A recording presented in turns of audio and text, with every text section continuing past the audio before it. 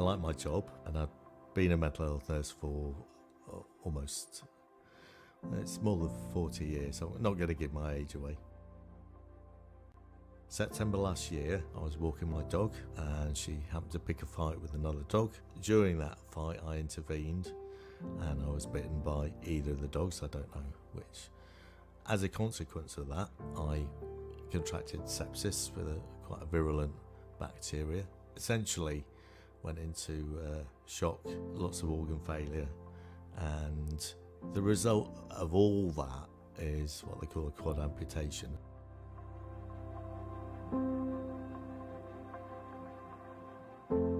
All of my life I've been very independent. I never felt as if I'd lose it. I always just thought, and I still do, it's something you're constantly working towards. My wife's the gardener, not me. I used to do the heavy jobs. Yeah, the carer thing is quite important. I think the big thing for Anne has always been, if I know the help's there and how to access it, then that makes me feel better already.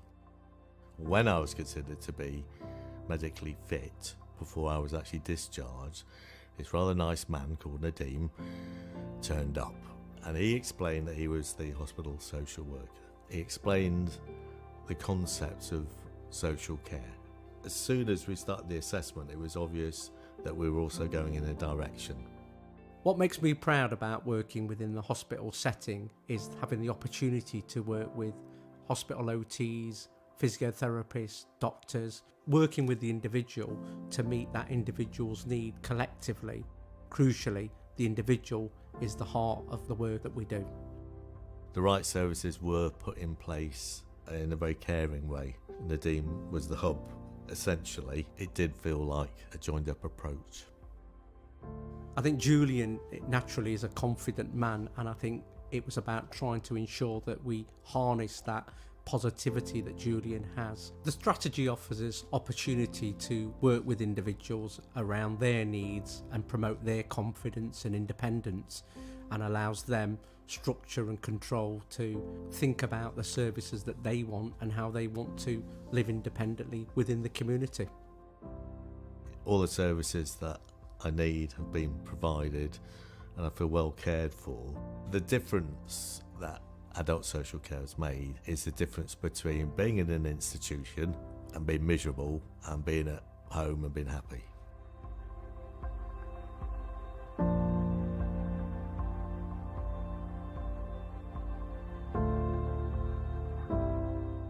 My life was a bit of a struggle. I've always wanted to do things, like be out and about, meeting new people. Basically, my head was all over the place. I started working with Shane in May 2017. His social worker in the transitions team referred him to the Knots Enabling Service. I know that Knots Enabling Service have changed Shane's pathway for the better. His social worker told me that he was planning to commission 2 days of day services for Shane. And now what we have is someone who's happy with their life, working hard, getting paid, and for those other 5 days a week not being bored, sat at home. Ever since me and Aidan have been talking, ever since I've called him my brother, he's shown me some good skills, he's a nice lad. I can't have no one better than him, because he's quality. I quickly found out that Shane was very good with people and his social skills were great. He always makes me laugh. He wanted to do some gardening and also he wanted to help people, which is why he did some volunteering at the community gardens. I increase a person's confidence by focusing on what strengths they do have, because I believe if you focus on things that interest someone, you're likely to get the best out of them. I have the confidence to actually do something now in my life. I'm proud that I've enabled someone to be able to do those things that they wouldn't necessarily be able to do before or believe that they could do. And I think that sums up what the Knots Enabling Service is about. We've changed someone's life for the better and actually made him more independent.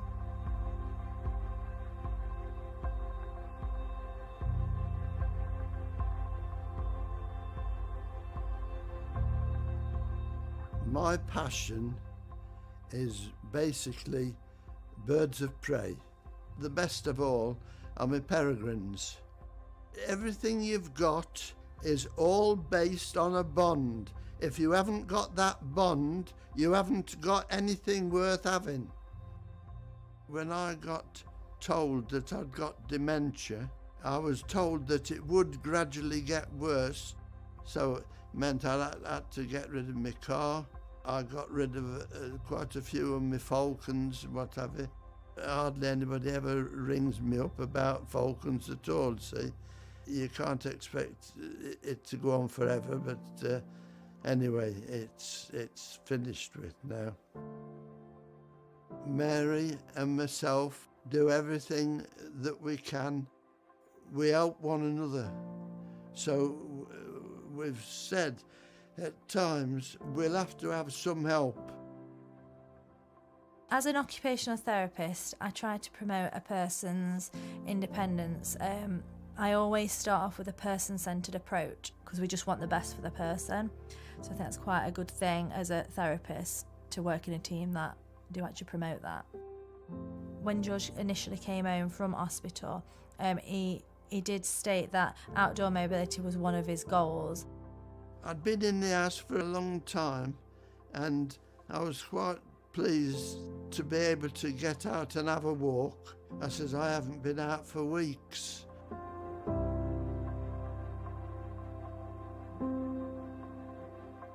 From the very young age, when I was a child, I used to idealize my father.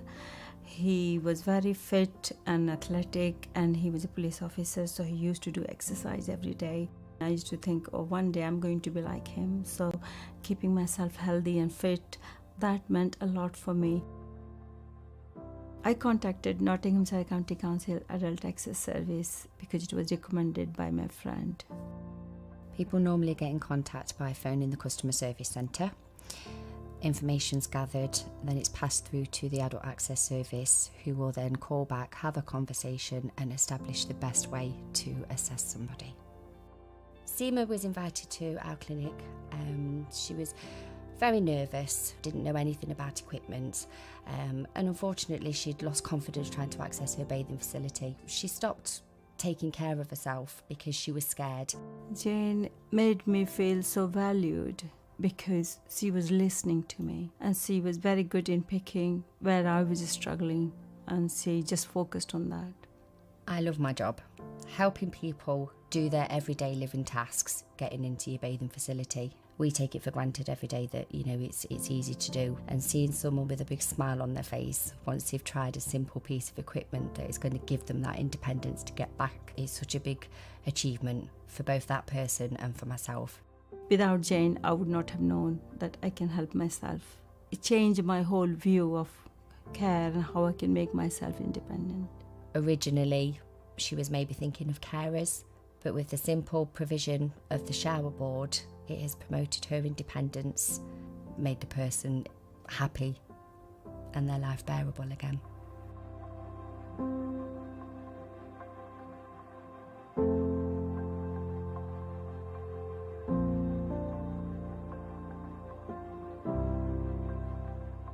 All my life, I've liked to be with people. I used to work for British Home Stores. Used to be head cashier and, in charge of office there. I think that still rubs off on me here because I have to talk to everybody and interfere. My husband died when we were both 52, he had a heart attack.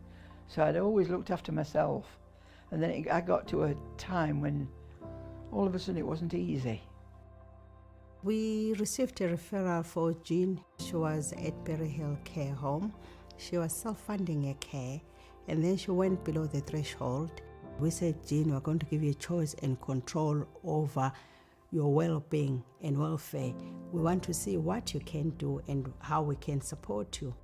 We need to be creative. We need to think out of the box to say, what will make this person live longer, be more independent.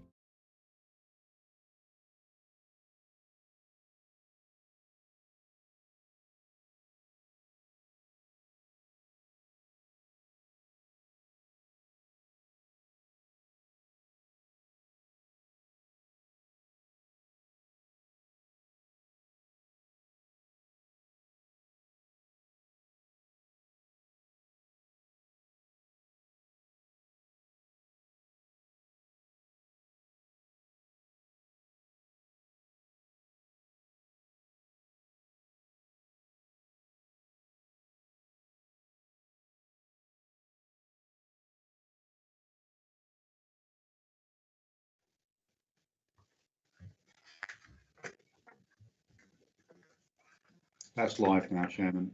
Thank you. Good morning, everybody. I'd like to welcome you all to this meeting of the Nottinghamshire Local Pension Board, which is being held remotely, with the majority of the members joining the meeting from their own homes.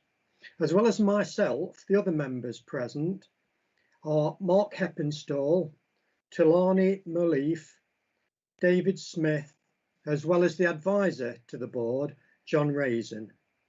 We also have the following officers present today: Sarah Stevenson, Group Manager, BSC, John Clues, Pensions Admin Manager, and the clerk to the meeting, Martin Gately, and I believe I heard Sarah Ashton as well in the background. So this is the second virtual meeting of the Nottinghamshire Local Pension Board to be held in line with the new requirements of the Coronavirus Act 2020. So please do bear with us if we experience any technical issues. If we do lose any members from the call temporarily, then officers will seek to assist in getting them connected as soon as possible, hopefully without the need to halt proceedings. Officers will inform the meeting if they are unable to rectify the problem and if we need the meeting to be paused or adjourned temporarily.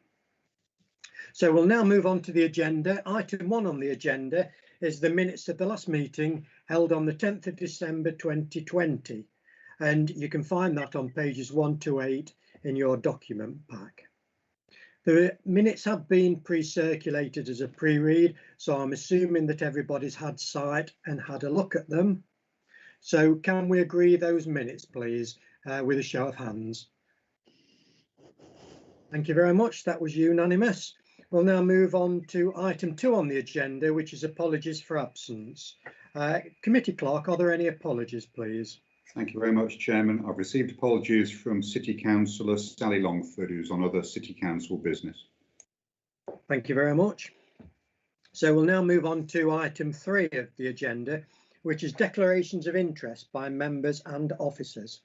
A disclosable pecuniary interest, or B, private interest, pecuniary and pecuniary, or a mixture of both. Do any members or officers present have any disclosable pecuniary interest to declare? Thank you. Do any members or officers present have any private interest, pecuniary or non-pecuniary, to declare? Thank you very much. As I always say at this point, if when we're in the agenda and something occurs to you that you might have an interest, no problem, just shout up at the time and we'll have a look at it. So don't worry about it. It's better to shout up than not. So just let us know at the time. We'll move on to item 4 on the agenda, which is the pension administration system update, and you'll find that on pages 9 to 12 in your agenda pack.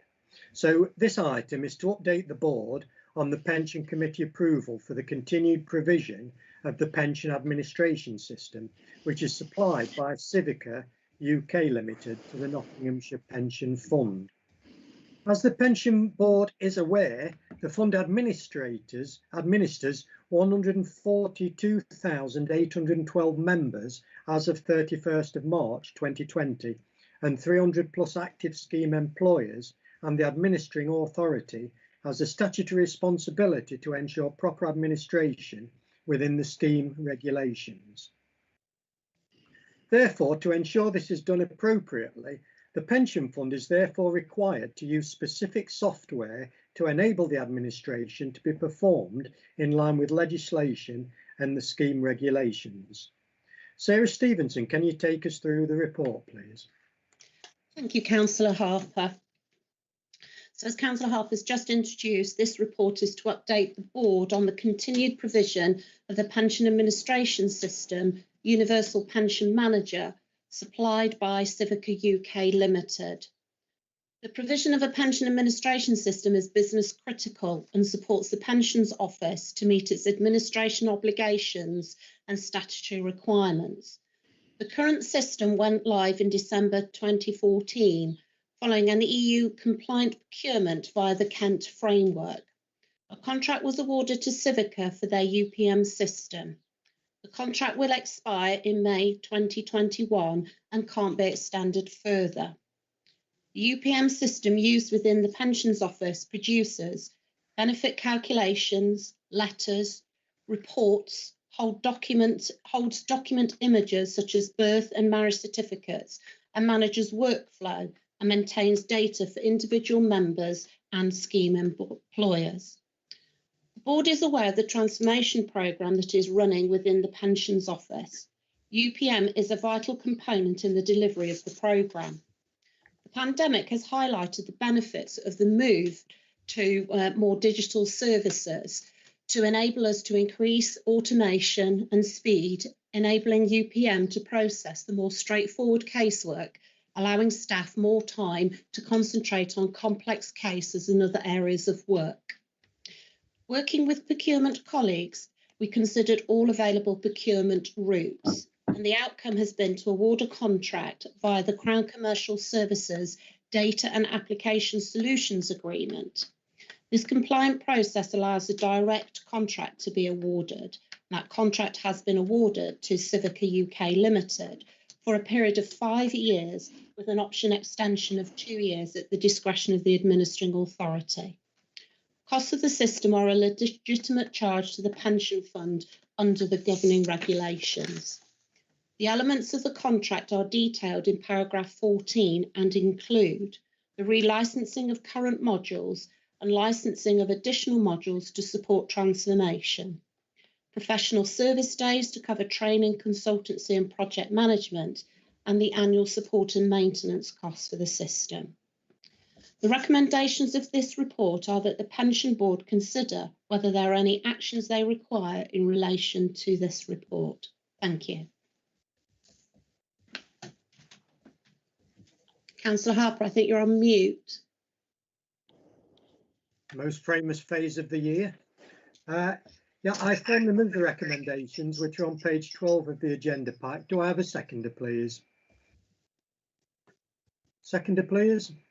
Thank you, Trelawney. Yeah, I've been to about 3 or 4 conferences, and I recognise quite a few other people that have been with us on the conferences as well. And I know it got quite positive comments regarding this, so it's definitely the right direction to go in. So would any members like to make any comments or ask any questions, please? David? Could you just have one simple question, I guess? Obviously, we've increased the contract term effectively. Has there been an increase in cost? You say obviously the costs are legitimate expenses of the pension fund, which is fine, but has the cost gone up substantially? Shall I respond to that? David, what we've been able to do is negotiate, obviously over that lifetime of that contract, a discounted rate, which includes those additional modules. So actually, from that perspective, there is no, increase in the one-off fee. Clearly, as we add modules to the solution, then the support and maintenance for those modules becomes due. It'll become due as we take that particular module live. So yes, there has been an increase from a support and maintenance perspective. But you'll offset that against presumably admin cost savings. Yes. So obviously, as we said, and as you know from the details of the transformation programme, and as part of the introduction, we have a large membership base, over 142,000 members. We actually have over 340 scheme employers. So it's about using the benefits of the system for increased automation. It's about, as you know, opening up self-service to members. We have a scheme employers portal that is now live, and we're working with our next batch of scheme employers to roll that out. So yes, it's about the efficiency, using the system so that actually the skilled, human resource is released to work on the more complex cases. And I think we would all recognise that the scheme has complexities to it due to the range of regulations that the scheme has been through. And members, say, for example, as myself, who has membership over at least 3 sets of regulations, that I think, the costs are appropriate for this system. Good, thank you, Sarah. Thank you, Sarah. David, is that okay? Yes, that's fine. My only concern was that obviously I agree 100% with the decision, because it's obviously going to be extremely costly to change horses midstream, shall we say. But I didn't want them to think as a supplier that they had you over a barrel, because there isn't anywhere else to go. No, Yeah, That was Can a I good just- question, actually. Yeah. Thank you, Can I Dave. just- Councillor Harper, can I just come back on Yeah. that? There are actually three main players in the market, and obviously as part of our due diligence, obviously we looked at all of those procurement routes, etc. And as you rightly pointed out, being able to award a direct contract, we considered what the cost would be of making that change, Yes. and obviously that compliant route was the appropriate one for us at Nottinghamshire. That's fine. Thank you, Sarah. Thank you. Excellent. I've got Tilani waiting to speak, but Jonathan, did you want to come back on this particular question? I did. I just wanted to add something that I'm sure Sarah won't mind me mentioning, is that there's also greater expectation on the fund going forward with the requirements of the pensions regulator having just issued his new code as well of practice. So a fully functioning automated system is going to cost more, but it's also vital for us to meet our new statutory regulations, especially when we're going to have to provide data nationally for the pensions, the new pensions. I forgot what it's called now. Dashboard. Thank you, Sarah. I always get that wrong. The new pensions dashboard that's come into legislation earlier this year. So it's just one of those things, really. Okay, thank you. Thank you, Jonathan. Tilani, please. Thank you very much, Chair. Just on the contract, I realise that it's a 5-year contract. Is there a break clause just in case, because you're moving on to a new supplier, just in case they're not doing what they say they should be doing? Is there a way of monitoring it and getting the feedback to them just to make sure that it's doing what we need it to be doing? Thank you, Chair. That was a good question. Sarah, please. Yes. Jelani, this actually is not a new contract with a new supplier. It's a new contract with our existing supplier, Civica. So we have, obviously within the contract, there are various schedules that obviously we measure the contract against. We have a monthly account meeting with our account manager. We attend all sorts of sessions with Civica about its roadmap, its development. So I think we've got an established relationship with them, and I would refer to them as a partner rather than a supplier. We work in partnership with Civica. They provide a system to other LGPS funds as well. So there are user groups that we attend, and there are the appropriate mechanisms under the contract to raise anything if there are issues, so service level agreements, etc. But it is a continuation of our current work with our partner Civica. Thank you, Sarah. And as I said earlier, Tilani, the conference I went to, I think it was the LGPS, they had some really good positive comments about that system anyway, so I felt quite confident about it. If there are no more comments, I've got no more hands up, we'll move to the vote. So in the usual fashion for teams, could you indicate if you are against, please, and I will take it as assent if nobody. Right, that's unanimous. Thank you very much. So we'll now move to item 5 on the agenda, which is the Local Government Pension Scheme Risk Register. And you can find that on pages 13 to 36 on your agenda pack. So the risk register is for the pension board to consider whether there are any actions that are required in relation to any issues contained in the report. I would also refer the board members to pages 33 to 35, which is an appendix to the register and picks out the risks identified specifically in respect of the national COVID emergency and identifies some of the steps taken to address those risks.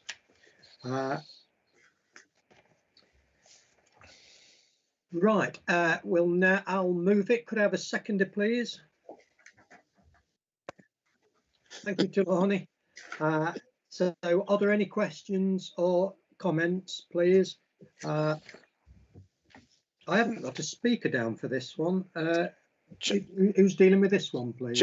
Chair, can I come in there, yeah. Please? Both myself and Kieran, who's on the call, take it's a joint responsibility over finance and administration.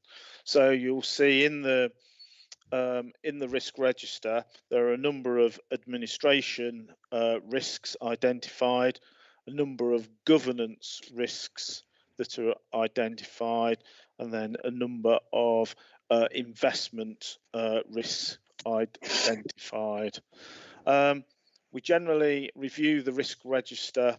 We normally review it in April. It's presented at all pension boards and is presented to the pensions committee, and it's presented for comments. Just as a reminder and you pointed out in your introduction, Chair, last year at the start of the emergency pandemic, myself and Tamsin Rabbits drew up a separate risk register, which was done to highlight some of the issues around the pandemic, and we've picked those up across the year. And it was my intention just to take you through a few of those issues, which in relation to admin, and I'm sure Kieran will pick some up in relation to the finance. But clearly, the risk register as it stands at the moment, also the full risk register covers some of the main aspects of risks, as I said, in relation to admin and governance. And the pension board, it's there for review, it's there for questioning, and it's there for us from admin and finance to respond to the issues that we highlight, and to identify some of the controls that we've tried to put in place to mitigate some of those risks. So would it be helpful to go through the COVID risk register and for me to highlight some issues that we've picked up, as that's, I think, foremost in everybody's minds at this or has been over this past year. Yeah, thank you, Jonathan. I think that'd be really useful. Okay, I've got a few bits of statistics as well to put in to just give you a bit of flavour. So the number one risk that we identified, certainly from pensions administration point of view, was how were we going to work in a new way across the fund. The pensions regulator had identified a number of areas that funds needed to focus on, and really our focus was making sure that we paid our benefits on time. We've done that over the year. We set up a few slightly different processes to ensure that we could monitor that, and so we've continued to pay on time to all new pensions as they've entered the scheme.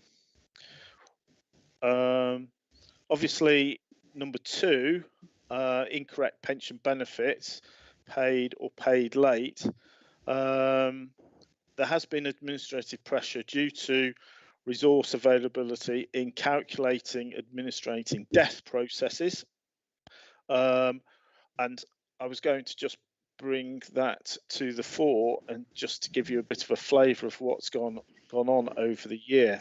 So in terms of our death processes, in 28-19,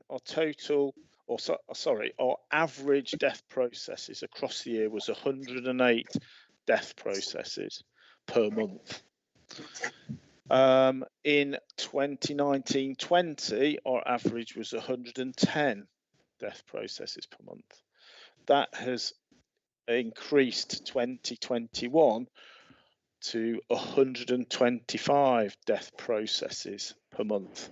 However, if we look at the last 4 to 5 months from November onwards, our death processes in November were 136, 104 in December, 119 in January, culminating 134 in February. So that, and if you compared February last year, it was 96. So we've actually followed the trend in the pandemic with our death trends within the pension fund. We've continued to ensure that we've paid paid out on those death processes. Certainly, when we've been notified, there has been a bit of a lag in notification of deaths, probably about a month late, and clearly we're not quite sure why that is, but obviously that's just been the case, I'm afraid. So we have gone on to make sure that death grants have been paid as soon as we try to pay them within the first 5 days of notification, and then pension benefits are paid following our death processes.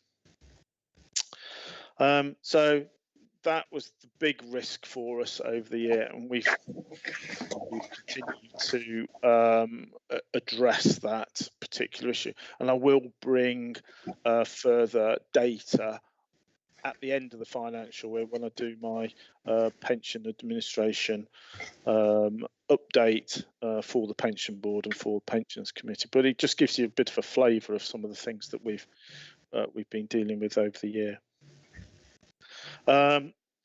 Certainly, the data improvement project. So that's mentioned in the risk. This was a medium risk, and this is just about making sure that we continue to be able to move forward with our project on data improvement, and we've demonstrated that over the last year with a report in December in relation to how the data improvement programme has continued, and we will again be bringing a full report, or full update, should I say, on data improvement as we progress throughout the year. One of the biggest risks for us has also been about inability to process transfers. As people have gone through the pandemic, we've seen an increase in transfer requests. Now, we put that down as medium at the time. The pensions regulator has highlighted risks of transfers and members transferring out, but we have not been as successful with our transfer timelines. We've been averaging over 2 months for a transfer. However, that is because there have been an increased number of transfer requests. And certainly IFAs, the independent financial advisors, have been contacting the fund to try and speed up those requests, but the numbers involved have been quite challenging, given the circumstances of how we're working.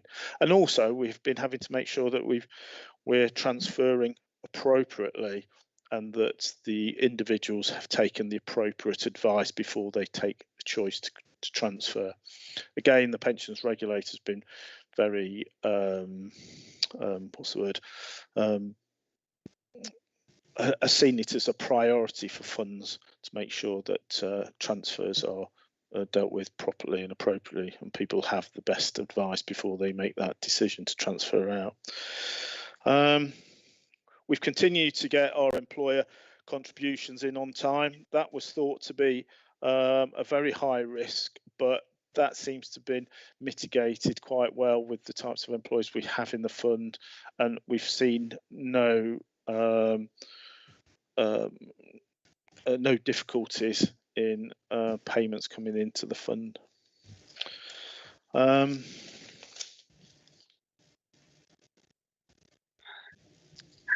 So I think, as I've said, number 7 in the admin around pension freedoms, that's really similar to what I've just said about transfers.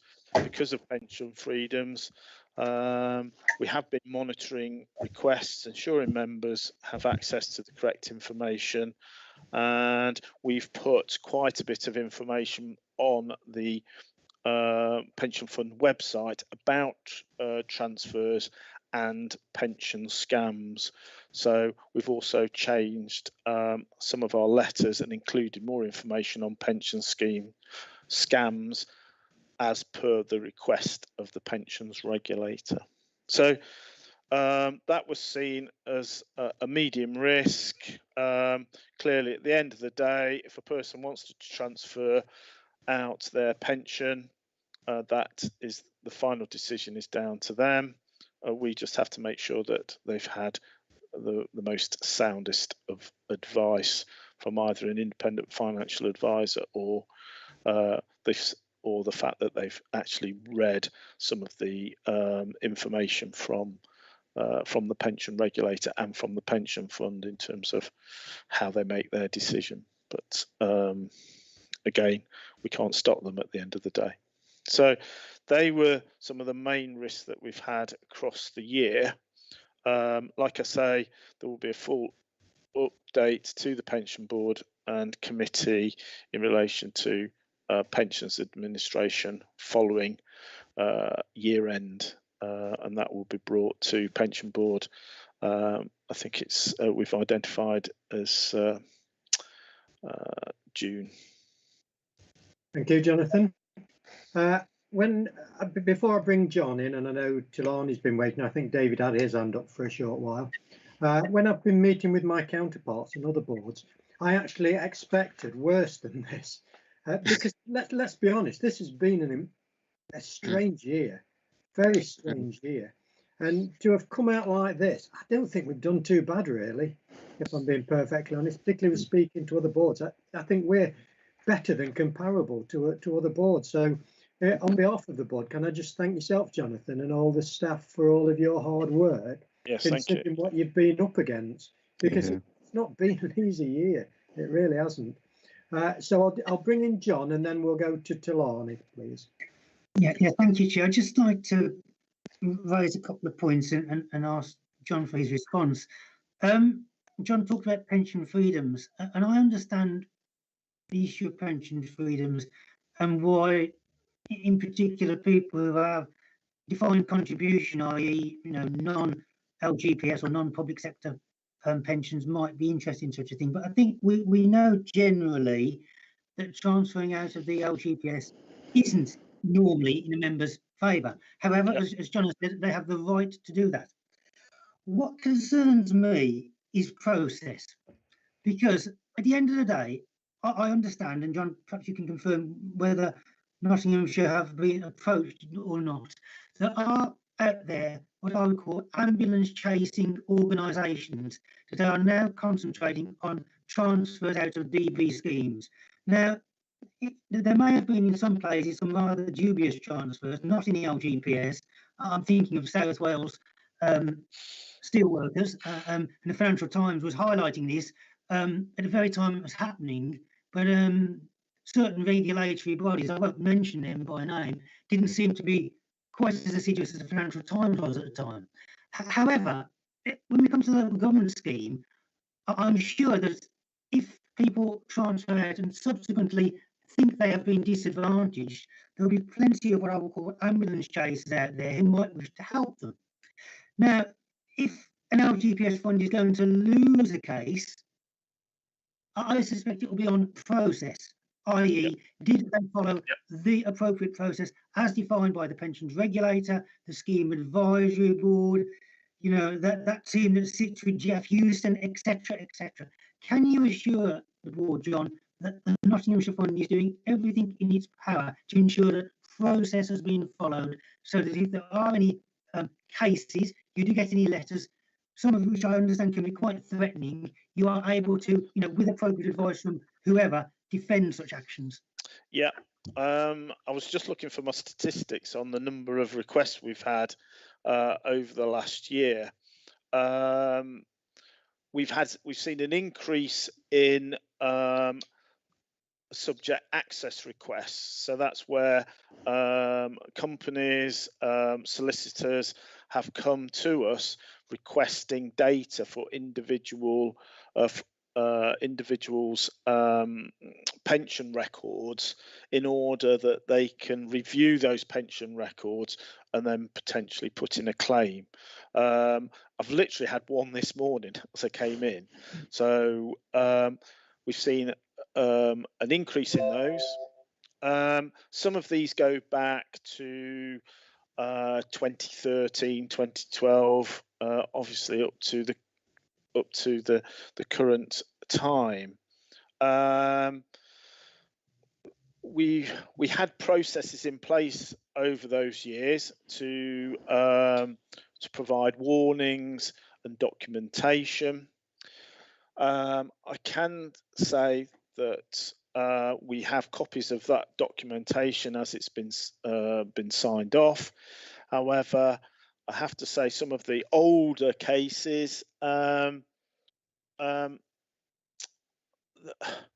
I'm sure the process has been followed properly, we might be lacking in a bit of information on the records. But we've certainly, in terms of a number of cases that have come and people have put claims in, we've been able to refute those claims. Whether they go through to, at the end of the day, to the pensions the pensions ombudsman, that's a different matter altogether. But we are working through a number of cases, which we feel we have a strong case against paying any compensation, or in fact losing those particular cases. So over the years, we have reviewed our transfer processes, and I actually reviewed the transfer process back in April last year as we went into lockdown, as I stated earlier, putting more information onto letters, etc., to ensure that members who were being targeted for transferring out actually had the information to hand that they could read to help them make the decisions. We are currently looking at transfer processes again, and literally the other week we've agreed some further changes to our letters, but we're continuously doing that, and we're continuously trying to keep up with the number of requests we're getting at the moment. And I think the number of requests we're getting for transfers is generally because people are seeking to take money out of their scheme because of the financial position that they find themselves in. Whether that's a good thing in the short term, only they can tell. It's probably not a good thing in the long term, because obviously it diminishes their pensions. But the pensions regulator has put a lot of communication out there, and certainly we have, and other funds have, in trying to make sure that people don't make those mistakes. But we're constantly reviewing our processes, John, to try and make sure that members don't fall into those particular traps. But there are companies out there who are chasing members to transfer out, and there are companies out there who are chasing members to get them to put in claims if they feel that they've lost money through a transfer. And that's the way it is. This has been reported to MHCLG and to the LGA, and everybody's quite well aware of the situation that's going on at the moment. John, that's been extremely helpful. Could you just raise one point? I'm sure you're doing it already, but just again, that's a clarification. the regulations were liberalised by the Yes. MHCL in the last 2 or 3 years to allow more people to access their pensions at 55. Now, I'm not saying whether they should or not, or, you know, because again, there are actuarial reductions, but is that point being made? Because I did come across a case in another fund where someone, as you said, believed they needed money, and the issue of them not being able to access it, and then that change in regulation meant they could access it. Yeah. Is this being made clear to people that should they so wish, and you know that's a matter for them, they can access their benefits now? You know, essentially everybody can at 55. Is that now clear to everyone? That's we try and make it as clear as possible to people. It is on their benefit statements, obviously, and it's also on their letters of deferment as well. So it is made clear to them, and we try and get that message out. But clearly, at the end of the day, if somebody wants to transfer it out, then obviously they can do. But we're forever updating our information, try and make sure that that communication is out there. But we have seen an increase, I have to say, since the change in legislation in 2018, where deferred members were entitled to take their pensions out of the scheme at 55. We have seen an increase in that. So they've not necessarily been transferring it out, but they have been coming for estimates of benefit and for release of benefits. That's helpful, John. Thank you. John, if I can just come back to you on that one. Yep. Obviously, Jonathan's explaining what we're doing to inform people. Is there anything you've come across that we could be doing on extra to that? But I think what Jonathan's doing is about as much as we can do. Sarah, you want to come in on that one? Yes, I think there was just one key thing.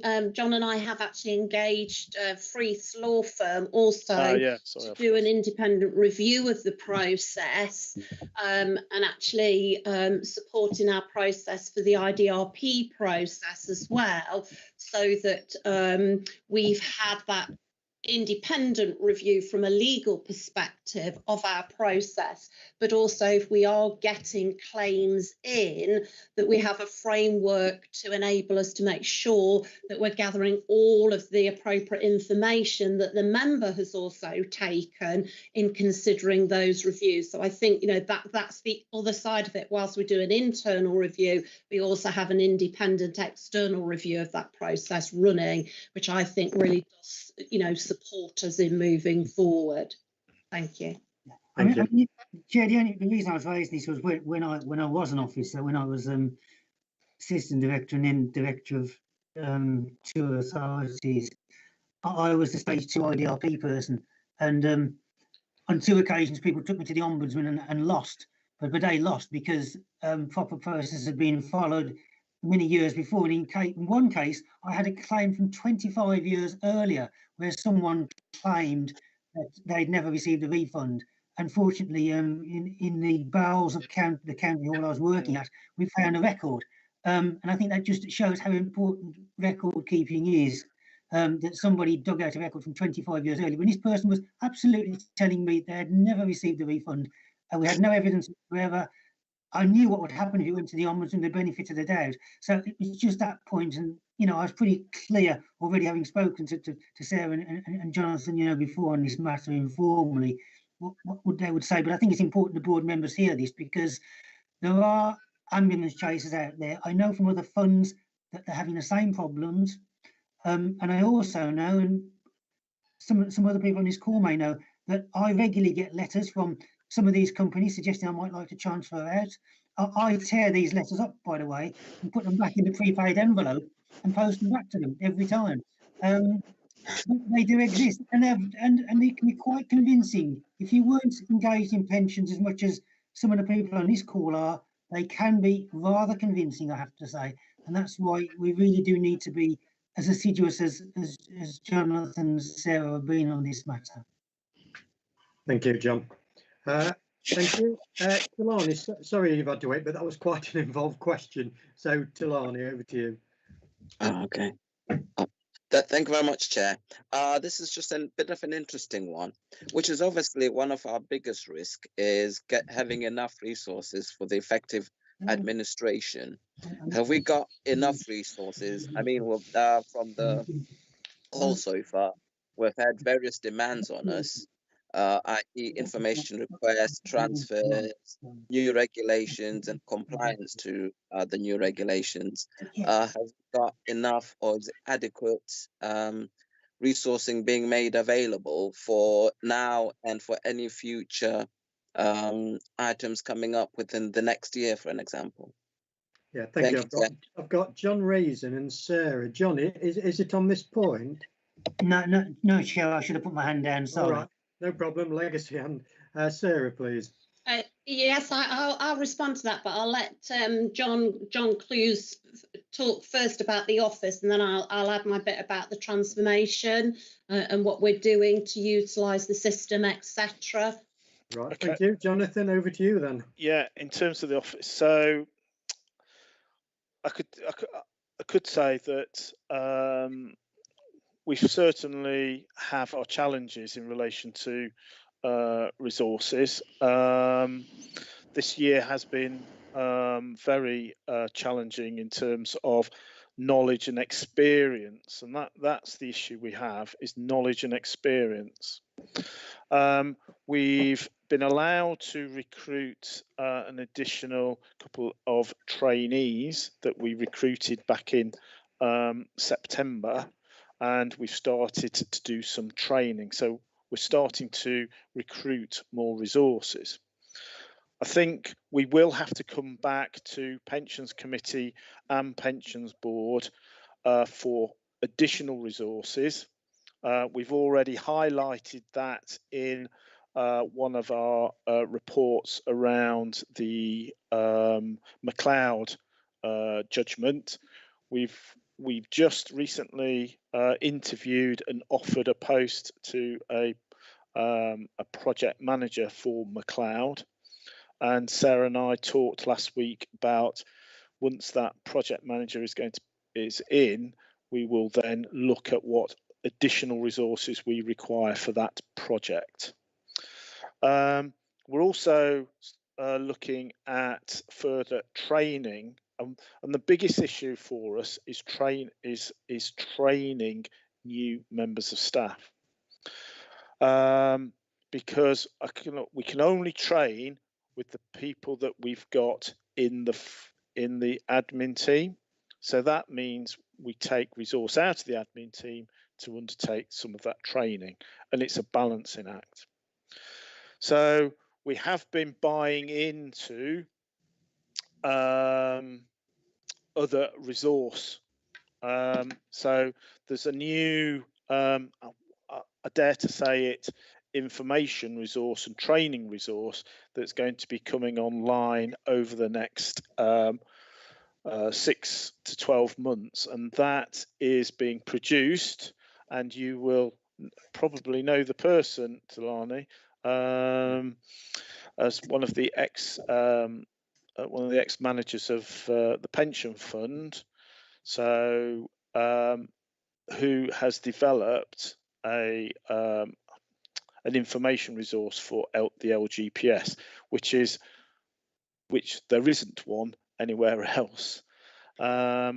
So we're going to be purchasing that, and that will certainly be an aid memoir for training, and also helping to improve knowledge across the fund.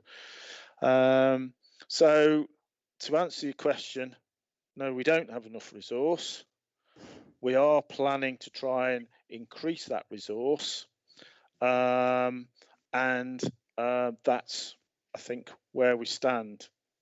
We just no, we don't, but we need to do something about it, which Sarah and I are looking at. Thank you, Jonathan. Now, Sarah, are you going to add your piece to it as well, please? Yes. And then we'll come back to Lani. Yes. I think when we talk about resources, we have to look at resourcing across three particular areas. I think there's people, there's processes, and there's systems.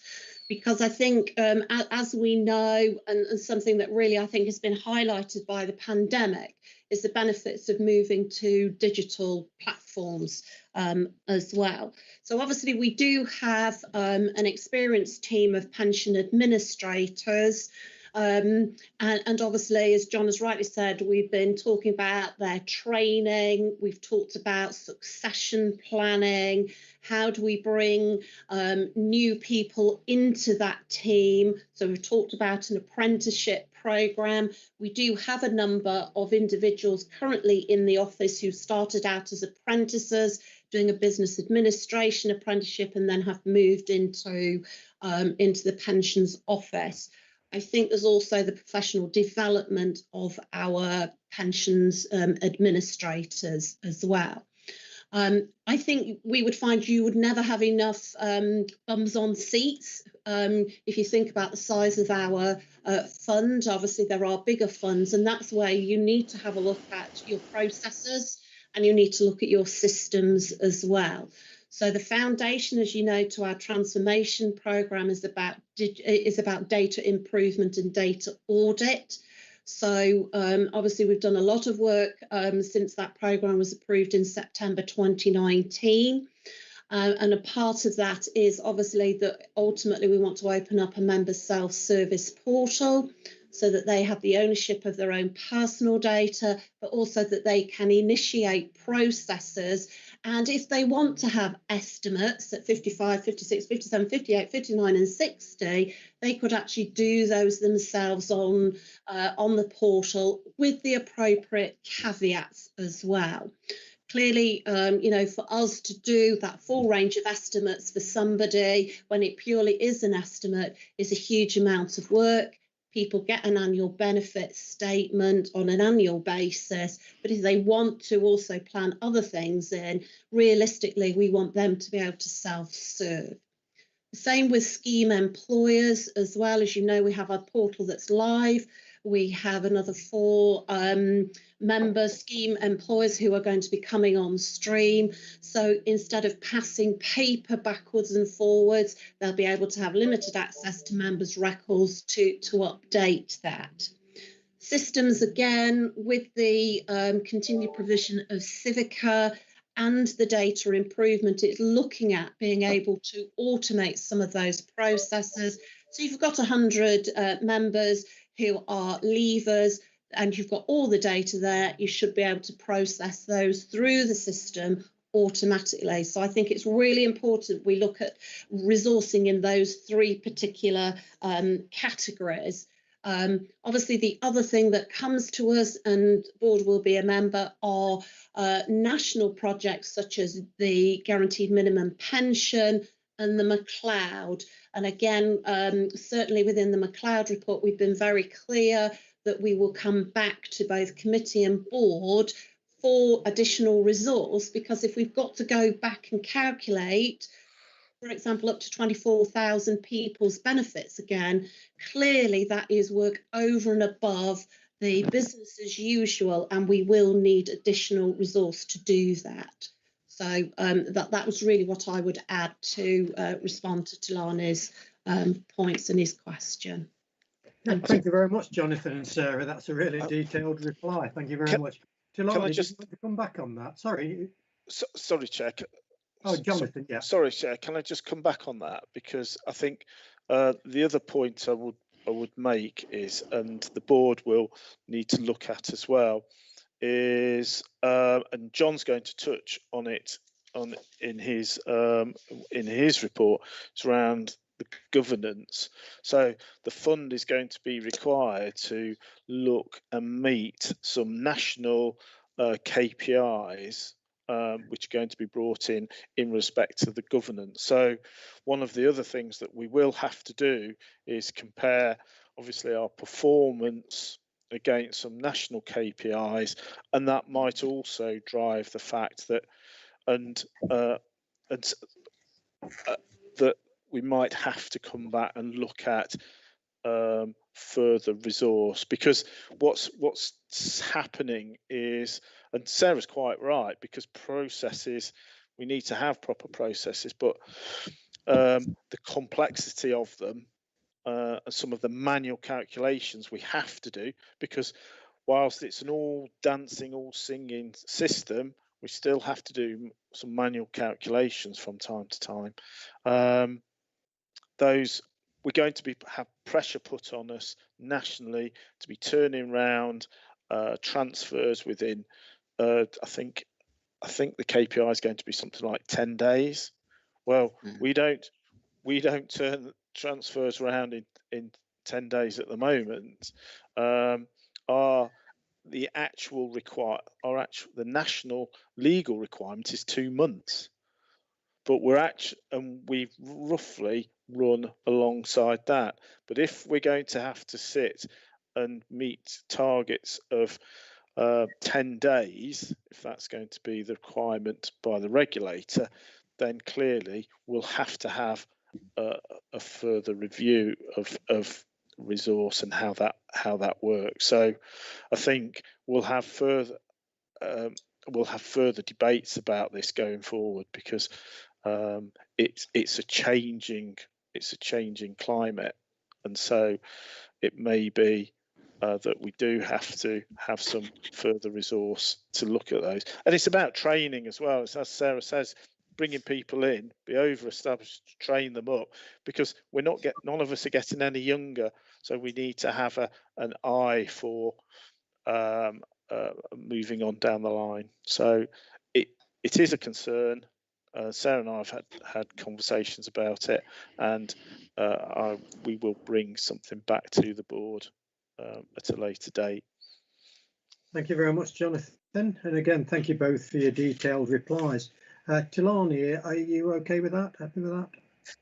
I am, because my reason for asking was, and John alluded to it, which is obviously we do have our service level agreements, and there's going to be these KPIs coming in as well, where we're going to be looked at nationally. So it's just ensuring that we've got everything that we need in order to be the star performer that we are, really. So thank you very much, Chair. Thank you very much for your answers, Jonathan and Sarah. David, you had your hand up for a short while. And then yes, I think I jumped the gun, Chair. It was regarding one of the other risk register items. Right, thank you very much. So I've got no further speakers or comments, so we'll move to the vote. The recommendations that the pension board members consider whether there are any actions they require in relation to the issues contained in the report. So anybody against? Any abstentions? That's carried unanimously. Thank you very much. So we'll now move on to item 6 on the agenda, which is the report of the Pension Fund Advisor of 2 main developments in the pension scheme. So this report will be presented by John Reason, advisor to the board, and reviews the 2 main developments which the pension board should be aware of.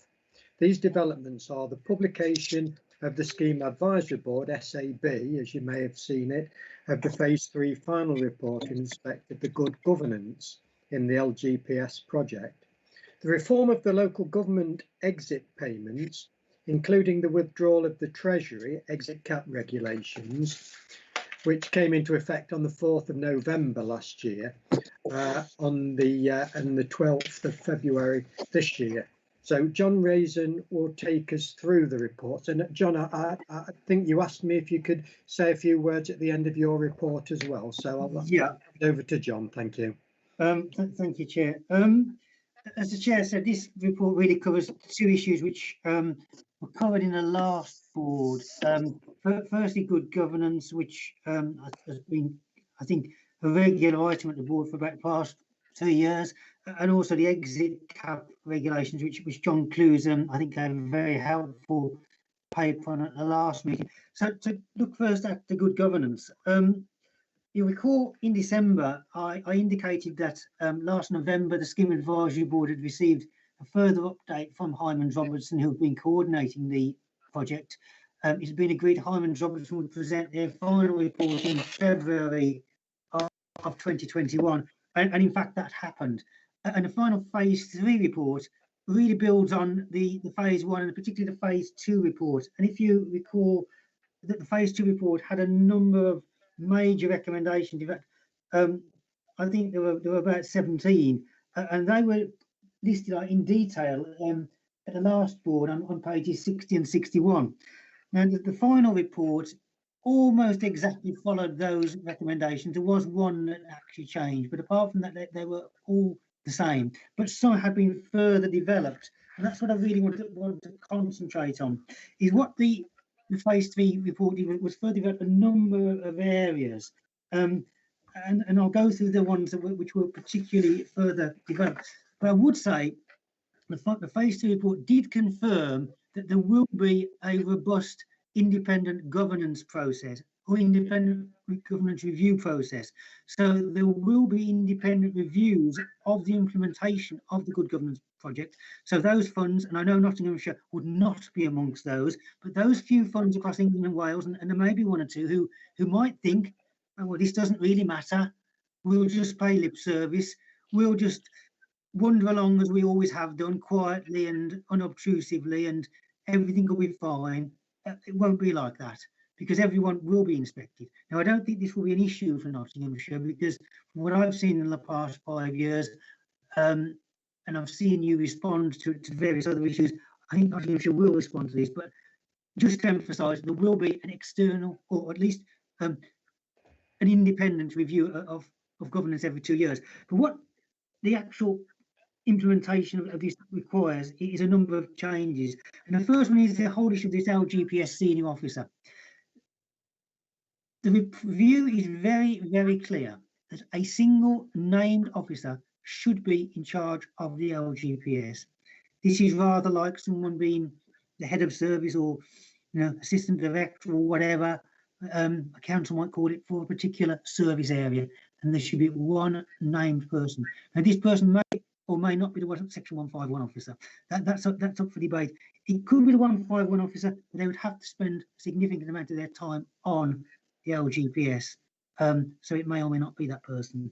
But what it is clear is that, and this is not me speaking individually, this is what the report says, is they do expect that all functions, be it governance, be it investment, be it administration, will report to this single officer in a single line of reporting through the organisation.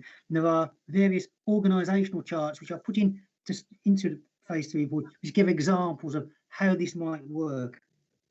And generally, I think it needs to be a fairly senior officer, probably at 3rd tier or possibly 2nd tier level. Conflicts of interest is an issue which is also covered in the report, but not in the way we perhaps normally think of them.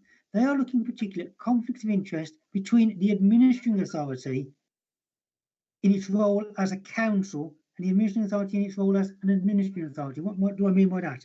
What I mean by that is Nottinghamshire as a provider of local government services and Nottinghamshire as a local government pension scheme provider. And there are potential conflicts, and I've experienced these when I was a senior officer. For example, the issue of contribution setting. Is it who is setting it? Are we setting it as a pension fund, or is someone thinking about the council's interests? There should be a clear separation. When there are recharges, because some officers spend some of their time on pensions, they spend some of their time on non-pensions. How are those recharges? Again, they're looking at those issues. Investment decisions, local investment. Some funds are looking at local investment. Some funds may be pressured by their local authority, their host authority, to invest locally. Again, there needs to be a clear separation, and if the investment does take place, it needs to be for good pension purposes, not because the host authority wants it as part of their political objectives. Pension fund has nothing to do with the political objectives of the authority. And also, and this is an interesting one, how the pension fund responds to council decisions or policies on global issues such as climate change. Some councils have passed fairly robust resolutions on climate change. Just because the council passes a resolution on climate change doesn't mean a pension committee is bound by it. The pension committee is bound by its duty under the LGPS regulations and statutory guidance. So again, a pension fund may have a different attitude on certain matters than the council as a whole. So all of these issues are being brought out and highlighted. Knowledge and understanding. You as pension board members, of course, are under a statutory requirement to have certain level of knowledge and understanding under the Public Service Pensions Act 2013. No such requirement exists for members of pension committees. So a pensions committee member can be voting on investments worth millions of pounds. I mean, remember, Nottinghamshire is one of the bigger funds, about £6 billion. Members could be voting on that and not necessarily having a great deal of knowledge and understanding. Now, I know they do in Nottinghamshire's case because, you know, I'm aware that your officers and William Bourne, your independent advisor, make sure that appropriate training and knowledge and understanding is available. However, that isn't actually the statutory position at this time. Theoretically, that position doesn't exist as tightly as it should do. I think that there is requirements under something called MiFID II, but it isn't as tight, so that's wanting to be tightened up. Again, as John Clues mentioned, there is going to be reporting against certain nationally set performance indicators, and these are really designed to measure standards of service, and they cover a wide area, and you can read more about them if you actually look at the report. And crucially, and Sarah's mentioned this, I think absolutely correctly, this whole issue of resourcing. I think traditionally many pension funds have been seen as an adjunct, and I'm speaking nationally again, not in a Nottinghamshire context. As you know, I normally speak nationally about this as a bit of an adjunct to the council, and sometimes they haven't been resourced in the way that they ought to have been. And this report, which remember is heavily supported by the government because the MHCLG have been represented throughout this process. This has been done in coordination with them. And what we're saying is that there should be a separate pension fund budget and that it should meet the needs of the pension fund. We shouldn't set a budget and work backwards. So if there are additional issues such as McLeod, they will be taken into consideration and appropriately budgeted for. And it's very clear that the LGPS senior officer and the pensions committee, with the assistance of the pension board, and that's important, will set a business plan and set a budget. And that will be done explicitly, because in many funds at the moment there is no explicitly set budget, or if there is, officers compile it and simply tell the members, well, that won't be the way going forward. It will be a process very much led by the LGPS senior officer and the chair of the committee. What else has happened? Well, phase 3 was received by the board, the Scheme Advisory Board nationally. They accepted that, but they have put together an action plan. That action plan is very important because that action plan has been submitted to Luke Hall, the Minister, and the action plan shows the action needed by the MHCLG, the action needed by the Scheme Advisory Board, and the action needed by certain other bodies, for example, SIPFA, to actually implement the phase 3 proposals. So I have no doubt that in due course, and it will be in due course because the MHCLG has other issues to deal with, particularly age discrimination, McLeod, and possibly exit payments when they come back. But in due course, it will be dealt with, and this will come into play through statutory guidance and possibly changes to the regulations.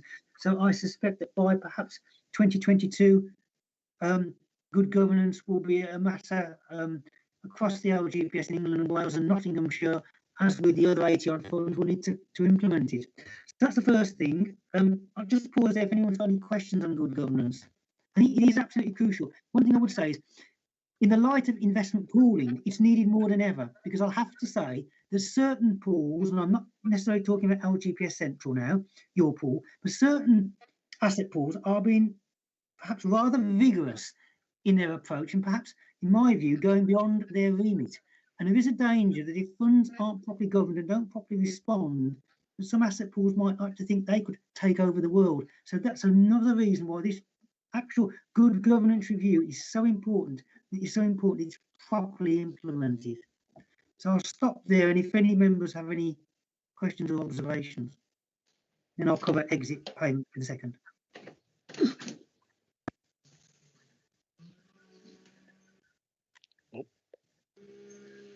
Chairs. Chair. To apologise. I've got Tulani. I was going to ask a question myself, but I'll ask Tulani to come in, please. Thank you very much, Chair. My question is, obviously, with everything that's coming in, the main developments, What's the timescale for them to be enacted? I don't think, Talani, as I say on page 46 there, it'll be until 2022, because the first thing is that the MHCLG needs to receive this report, which it has. They've been involved on the working party, so they are, I think, in agreement with all of these proposals. They wouldn't go there otherwise. The Scheme Advisory Board are not going to send something the MHCLG doesn't agree with. MHCLG have been represented by quite a senior person on the project throughout. But there has to be a consultation. A consultation will normally be 3 months, and then they have to take the comments back. That's normally another 3 months. But there are other issues that may come ahead of good governance, because clearly McLeod, they desperately need to resolve because the scheme is not legally compliant. And if anything comes up on the exit cap from the Treasury, and something may sometime this year, again, I think that would take precedence. So my suspicion is that there'll be a consultation sometime later in this year. I suspect sooner rather than later in 2021, and that we will see something come in place sometime in 2022. Thank you. John, obviously this is always mentioned at any of the conferences I go to, and it is a big talking point by everybody. Does the pension fund need to consider any further actions in preparation for its implementation? And that is obviously following the consultation, like you've rightly stated. I mean, it's clear. I mean, any of these proposals could be implemented by a fund already, and some have been. I mean, there is nothing in the phase 3 which isn't in place across some fund in England and Wales. I mean, the phase 1 report did say we're bringing in principles which many funds have already implemented. So anything that's in here, a fund may wish to implement now, and some funds haven't, and some funds haven't.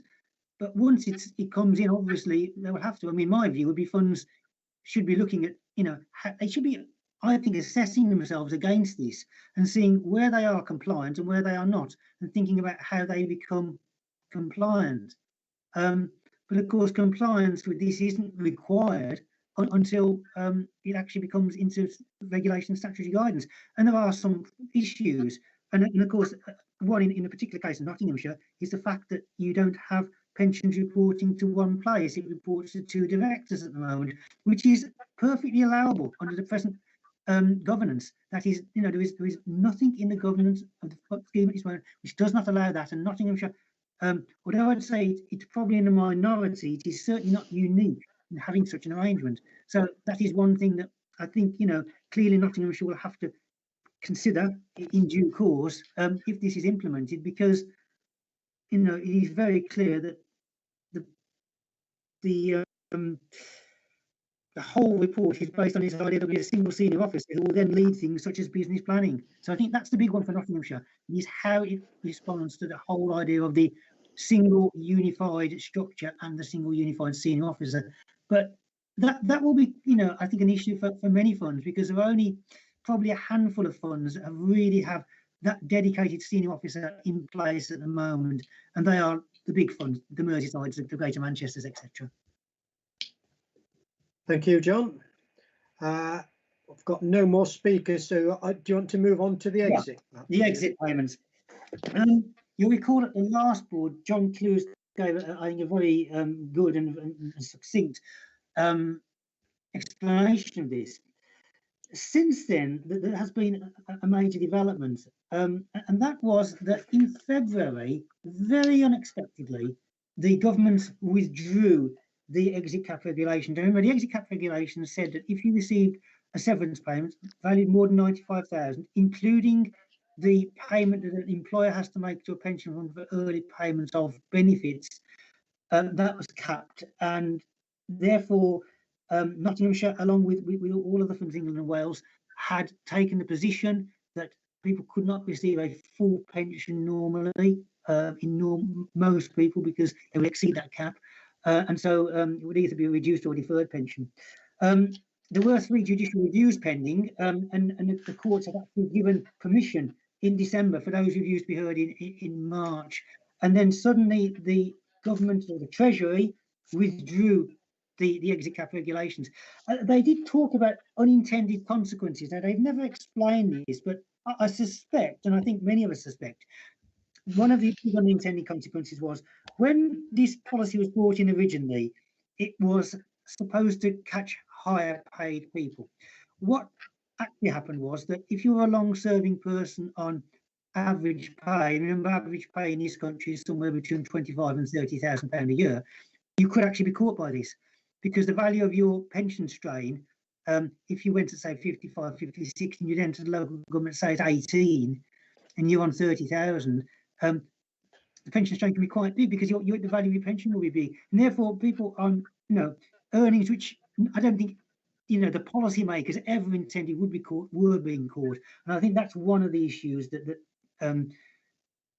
caused it to be withdrawn. Possibly other issues related to some of the issues in those judicial reviews. So it has been withdrawn, and the MHCLG, a senior civil servant, has issued a letter which says that any pensions, I don't think there were any in Nottinghamshire's case, although John will confirm that, which were or any decisions which were made which weren't in accordance with the old LGPS regulation or the current LGPS regulations of paying a full pension if someone is made redundant at 55. If anybody didn't receive a full pension during that period, the senior civil servants and the scheme advisory board have now said that should be put back, and people should. So everything should be as if those regulations had never existed. So that's the position at the moment. However, the government has said that it intends to bring back some form of exit cap at pace. We don't know what that means, but they've also indicated again that it will be, I think, a less severe cap. So I suspect they will bring back one which will try and catch higher earners rather than people on more modest incomes. We don't know when this will come back, but it's interesting. The LGA has said something in a document, and I'll read it. It's the end of my paper. It says, notwithstanding the Treasury statement regarding introducing new proposals at pace, the LGA is stating in its document entitled Exit Cap Information for LGPS Administration Authorities, version 3, February 2021, that, and I quote, the government has not confirmed when the exit cap or further reforms will be introduced, although we think it is unlikely to happen in the next few months due to the changes necessary to legislation. Then I go on to comment, the LGA does, however, further state that, and I quote again from the LGA, public sector employers planning future workforce reform will need to be aware that an exit cap may be enforced later in 2021, and MHCLG may introduce further reforms to exit pay when the exit cap is introduced. Therefore, there may be an impact on the LGPS regulations and benefits entitlements at future time, which could affect, obviously, the funds, employers, individual scheme members, but we do not know what they might be or when they might come back.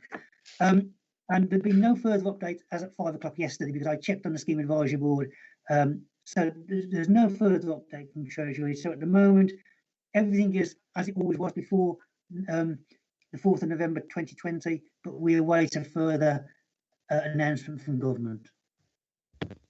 I'll end there for questions, and I would just want to say something else afterwards. So if anyone has any questions or observations on the exit cap.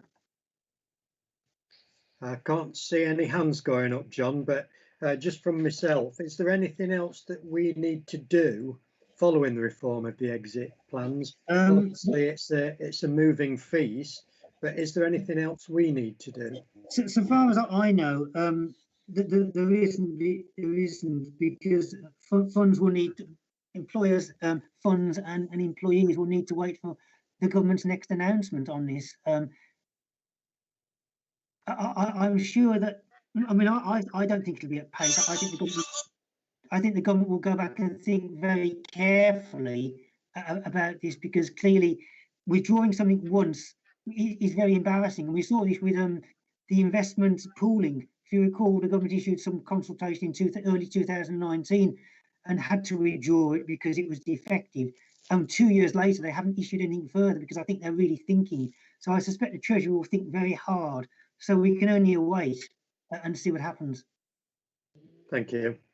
Jonathan, please. Yeah, just to update the board, Chair, and from what John said,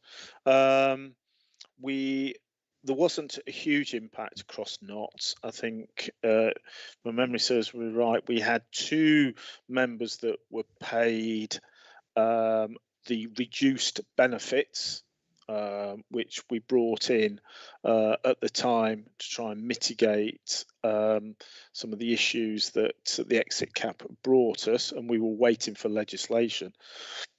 And I think there were 3 other cases that were about to go through for payment. So basically, there were 5 people impacted, 2 of which we had to do recalculations. The other 3 didn't go through for payment, so we just adjusted their retirement benefits for when they did actually retire. So fortunately, there wasn't a big impact other than the number of hours and pieces of work that we had to do to try and implement it, change letters and change processes to then find there was minimum impact. So it took quite a bit of time out of our working day to start to get an implementation sorted for then the government to then withdraw it. So there wasn't an impact, but we wait and see for the new proposals. Thank you, Jonathan. John, do you want to carry on with your report, please? I've actually completed that, Chair, but do you want to say a few words I was going to say now, or do you want me to say it after the next item? No, if you say it now, John, that will be fine. Thank you. I just wanted to say that this is this is officially my last meeting because John Rayson Financial Services Limited, company that myself and my other director, my fellow director, run, our term of office as advisor to the board ends tomorrow. And so therefore, this is my last meeting. Obviously, we'll be re-tendered and we may or may not be reappointed. But I'd just like to thank yourself, Chair, for your chairing of the board. I'd like to thank the members who I've found unfailingly pleasant and polite and interested in what we've been doing over the past 5-6 years, and also particularly the officers, Sarah, Jonathan, Keith, Tamsin and Kieran, again, have been unfailingly helpful to me, and just to wish everyone well should I not return in the future. Thank you very much, John, and thank you for all of your work and effort. You've always been, for while ever I've been on the board, a fountain of knowledge, and I don't think I've ever asked you a question that you've not been able to answer, which is amazing, really, because it's such a technical area. Yet you always come up with an answer, which is very informing. So, from a personal point of view, thank you very much. Would anybody else like to say anything to John? No, so I'll speak on behalf of everybody. Thank you very much, John. We don't know whether you will be back or not, but if you are, that would be really good. Jonathan has just put his hand up. Jonathan, would you like to say a few words?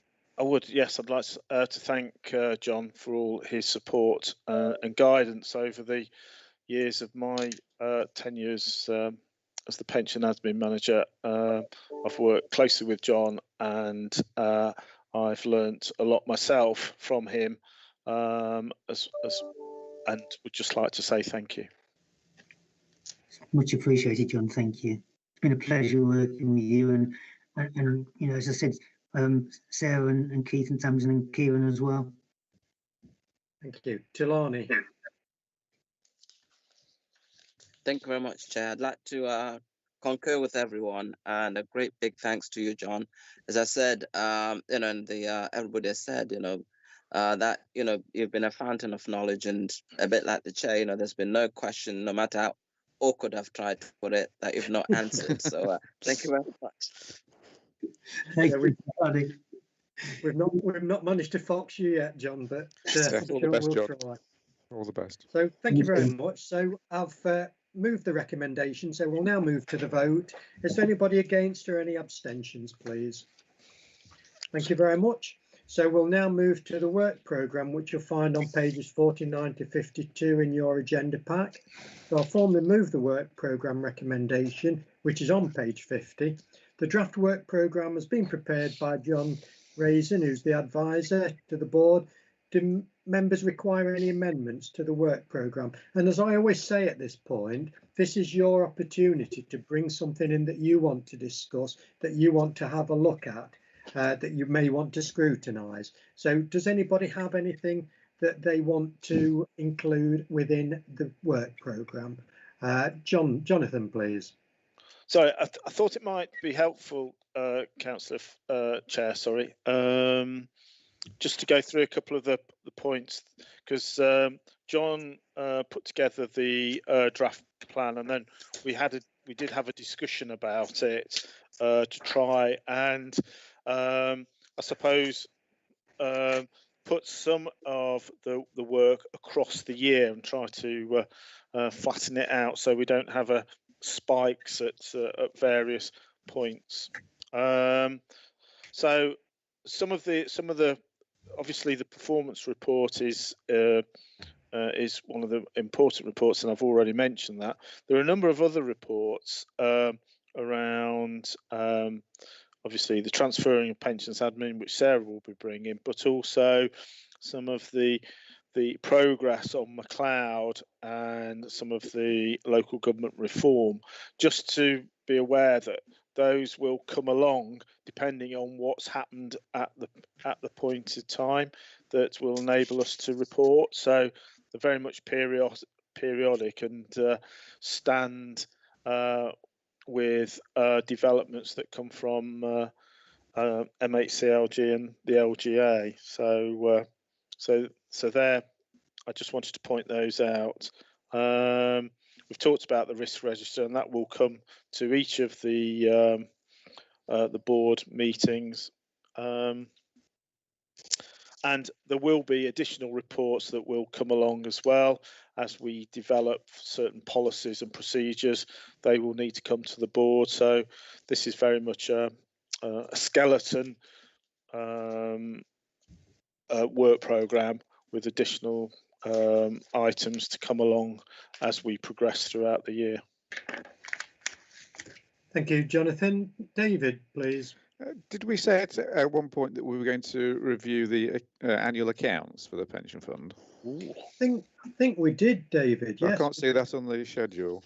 Yeah, Jonathan, could we include that, please? Or yeah, we certainly could. I'll talk to Kieran's on the meeting, so I'll defer that one to our finance colleagues, but we'll certainly put it on the work programme. I don't know what is the best time of the year or at the time of preparation to have a look at that, whether it's before formal reporting or during or after sort of thing. Isn't the best procedure to look at the annual report after that is published, because the accounts are within that, along with many other bits and pieces to do with the pension fund, its policies and various performance data as well. And I think that's what has happened in the past. We have reviewed the annual report. I suppose the thing is that's not become a routine, kind of fallen into a routine report as of yet. So the annual report's published in the autumn ish. I think that this year was a little later because of delays with audit, but it could be the one for 1920 could be brought to the next pension board meeting, and then we could schedule review of the annual report for the nearest pension board to say December time. I'll fit in with your timescales, obviously. I think you guys know what your timescales are. It's just that it's an appropriate moment in time. I think it would just be useful just for a review. Yeah. Yeah, thank you very much, David. Thank you for remembering that one. I'd forgotten about that one. That did slip by the net. So thank you very much for introducing that. Tilani, please. Thank you very much, Chair. This just goes back to, and I think probably we discussed it, but I'm not quite sure if it's part of the work programme. But we did mention about trying to have our meetings close to the pensions committee as well. So just an update on that. It's part of the pension board work programme. Thank you, Chair. Yes, thank you very much. Jonathan, can we include frequency of meetings on the work programme, please, and have a look at that one? Yeah, absolutely, Chair. We set them as summer, autumn and early 2022, so that once we've got the dates for committee, we'll set the dates for pensions board, is my understanding. So I'll talk to our governance colleagues for that process. Thank you. Jonathan, please. Sorry, John. Chair. I should have taken my hand out. All right. Yeah, John, please. I was just going to say that David spotted the blindingly obvious error that I made. I should have, the annual report's the most obvious thing that should have been on there, and it wasn't, and I apologise for that. It's probably something to do with being, a qualified accountant. You don't think of the blindingly obvious sometimes. Sadly, that's why I noticed it, John. Well, I should have put it on because, I'm an accountant too, but you think about all the other things. Sorry about that. Apologies. Thank you, John. Thank you. So that's the work programme. Is anybody against or abstaining from that? Everybody happy with that? I'll take that as a unanimous vote towards it. So that concludes the business of the board. Sadly, my 4-year tenure from Notts County Council ends in May, so this will in fact be my last meeting. I remember when the leader of the council asked me to come on this board, I thought it was probably going to be a bit dry and a bit boring and a bit staid. Came to my first meeting, met everybody, and I could see how conscientious everybody was and how fired up everybody was. And John was there to give advice, and I did the 3 modules of training, got into it, went to conferences in London and all over, met other people, then became chairman of it. And I've had a really fantastic time. I've really enjoyed every minute of it. It's one of my favourite committees that I sit on. And I think a lot of that's down to yourselves as the officers and the other members on it. So I'd like big thank you, Jonathan, Sarah, Martin, and thank you to everybody on the committee. And thank you to John, like I've already said. I've thoroughly enjoyed it, really enjoyed it. And I wish you all the best for the future. I will be keeping an eye on what you're doing, because once you get interested in something, it's difficult to give it up. So thank you very much. And thank you for supporting me as chairman. And I wish you all the best for the future. So thank you very much. And that concludes the meeting. So thank you very much. Bye. And thank you very much for chairing it. Yes. Thank you, Delaney. Thank you. Take care. Look after yourselves.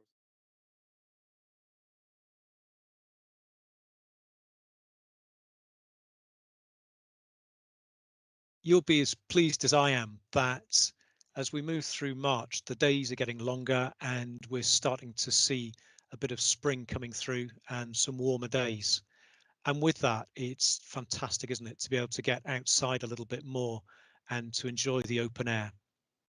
But it's really important that as we do that, that we also keep in mind all of the measures that are in place in this very first step of the roadmap. It allows for us to meet up with one other person for recreational activities outdoors. But it's really important that even as we do that, we keep in mind all of the social distancing measures, which are so important. The reason they're important is that there is no shortcut we can take to the end of the roadmap. There is still quite a long way to travel, and during that time we need to make sure that the rates in Nottinghamshire come down further. You can play your part in that by sticking to the rules at each step of the roadmap.